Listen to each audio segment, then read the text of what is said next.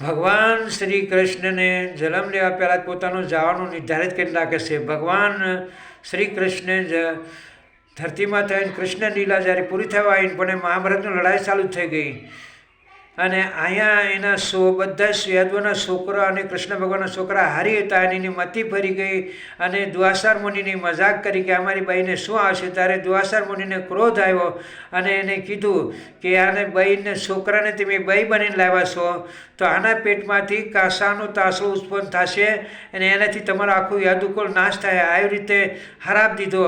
આ લોકોએ માફી માંગી પણ દ્વાસાર મુનિએ માફ ન કર્યું અને આ લોકો રોતા રોતા એના મોટા બાપા હતા એની પાસે ગયા અને એને વાત કરી બધી કે કૃષ્ણને ખબર પડશે તો અમને બહુ ભારી દંડ આપશે.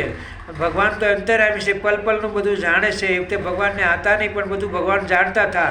અને અહીંના મોટા બાપાએ એવું કીધું કે જાઓ નદી કિનારે જઈને આ તાંસળોને ઘસી ઘસીને ભૂક્કો કરીને અને દરિયામાં વહેતું કરી નાખો. તો એ લોકોએ નદી કિનારે આવીને અને બધું તાંસળોને ખૂબ ઘસીને ધૂળ જેવું કરી નાખ્યું અને એ બધું જ તણાઈને અને પાણીમાં વહી ગયું. એમાંથી વેલ ઉત્પન્ન થઈ ધારવાળી, જેનેથી આખું યાદુકુળનો નાશ થવાનો હતો.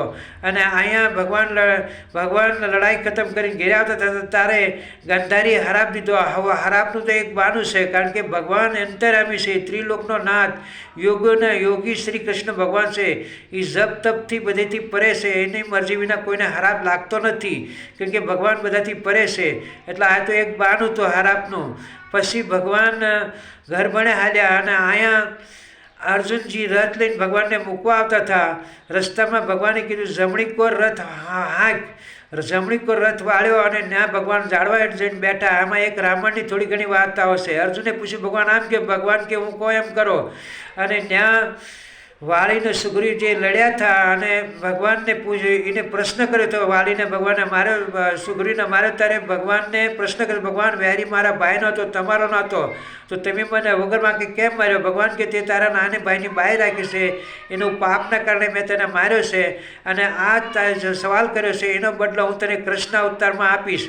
એ જ સુગ્રીવને પાર્વતીનો અવતાર લેવો પડ્યો અને એને ભગવાનને જોયો તો એને હણ્યું દેખાડ્યું. એને બાણ તીરકા મુસળીને બાણ માર્યું. એ બાણ ભગવાનનો પગ વીંધીને મસ્તકમાં લાગ્યું. ભગવાન કોઈથી મરતા નથી કોઈ દે.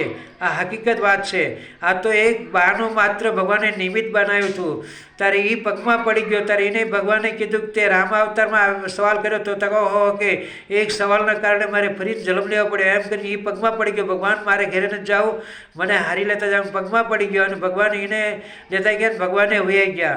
અને અર્જુનજી રથ લઈને બધી ગોપીઓને લઈને જ્યારે પાછા વળ્યા ત્યારે આ દ્વારકાને ભગવાને ડૂબાડી પાણીમાં અને યાદવકુળ આખો ઓલી વેલ જે થઈ હતી, વેલના કારણે હામી બાંધીને બધાનો વિનાશ થઈ ગયો. દ્વારકા ભગવાને પાણીમાં ડૂબાડી દીધી. ના એક ભગતે કીધું ભગવાન તમારી નામસા જાહે, કાંક તો નિશાન રાખો. ત્યારે એ દ્વારકાનું મંદિર ભગવાને પડતા રોકી દીધું. એ મંદિર એમ કહે છે કે હજી ક્રોસ થોડુંક જેવું તેવું વાંકું છે, ક્રોસમાં છે. આ એ નિશાની.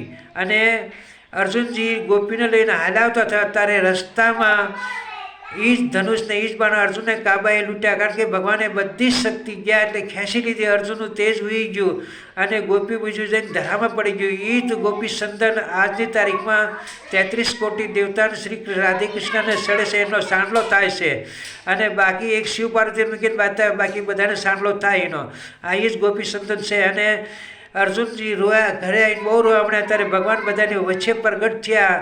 ધા પોકાર કરતા હતા કુંતા માતાની. બધાની વચ્ચે પ્રગટ થયા અને કીધું હે ફોઈ, હું તો આર્યો, હું અજરમાં અને અમર છું, હું કોઈ દે મરતો નથી, જલમતો નથી.